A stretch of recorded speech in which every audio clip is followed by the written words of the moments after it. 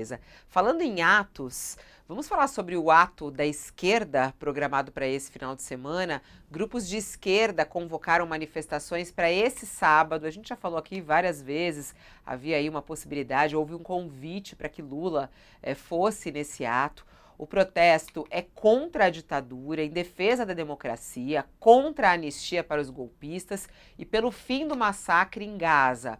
A organização é das frentes Brasil Popular e Povo Sem Medo. Organizações como MST e a CUT também vão participar.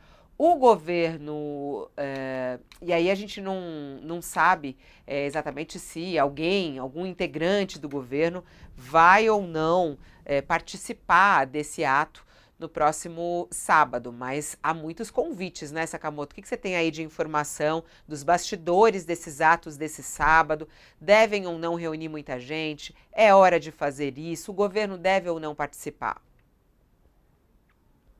Olha, Fabiola, a mesma pergunta que eu tinha feito antes, eu fiz ontem para o pessoal lá, né, se o Lula iria participar, e o pessoal falou que ainda não há definição sobre isso, né, sobre a ida do presidente da República a qualquer um dos atos, seja ele foi convidado para ir no de São Paulo, no de Salvador, e não há nenhuma definição sobre isso, né? Eu também conversei com algumas pessoas assim que também são um pouco críticas, né? Mesmo dentro do Palácio do Planalto, que são um pouco críticas, né, ao ato neste momento, né? O pessoal falou assim, olha, respeitam muito a Povo Sem Medo e a Brasil Popular, as duas frentes, mas eles não entendem o cálculo, né?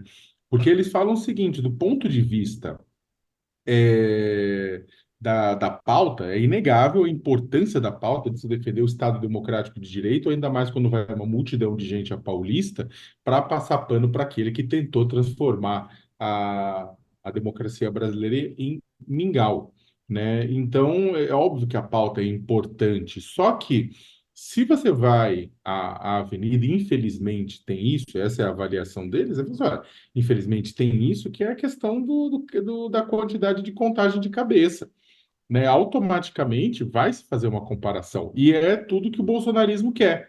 Porque o bolsonarismo, uma coisa é a força de um ato como esse, voltado para dentro dos próprios movimentos populares, como forma de engajar os membros desses movimentos, animar os membros desses movimentos para se manterem alertas, ainda mais num ano de disputa política forte, que é um ano eleitoral, né?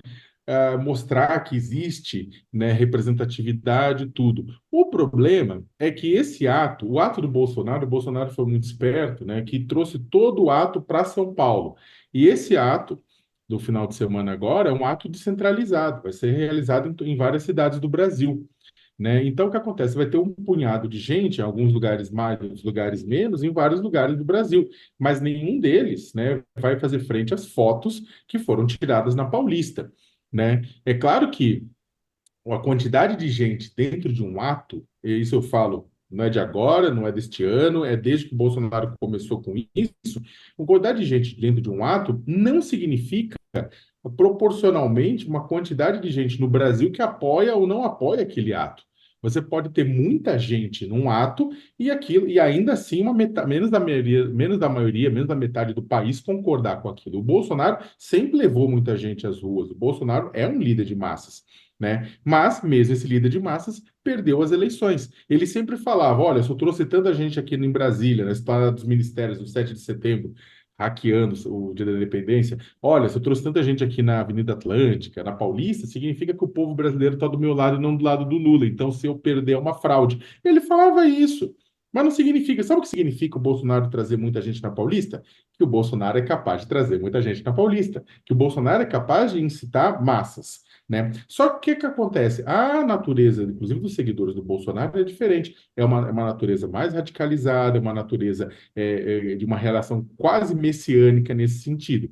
Do outro lado, a relação messiânica é com o Lula. Só que o Lula, como presidente da República, não vai engajar ele pessoalmente em um ato como esse, porque não faz sentido. Ele é presidente, ele vai fazer o quê? Pedir um protesto contra um ex-presidente? Isso aí soaria doideira.